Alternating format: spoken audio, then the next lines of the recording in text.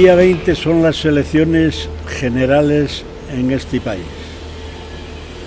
Yo creo que ya llegó el momento de poner la memoria a trabajar.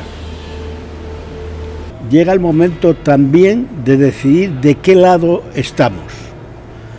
Del lado del pensamiento que ha terminado precisamente o que está desmantelando los servicios sociales y el estado de bienestar, o por el contrario, por los que están por desarrollar y mantener ese estado social.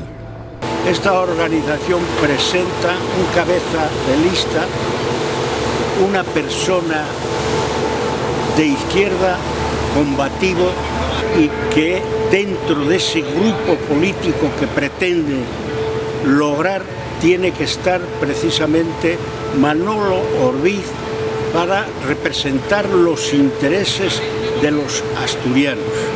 Es esta la razón que me lleva a pedir el voto para Izquierda Unida y Unidad Popular. Al tiempo que pido también a los indecisos de una seria reflexión, porque no podemos olvidar a aquella gente que ayer dio la vida por las libertades y la democracia, que están enterrados en las cunetas. En honor a todo esto, tenemos el deber de votar a Izquierda Unida.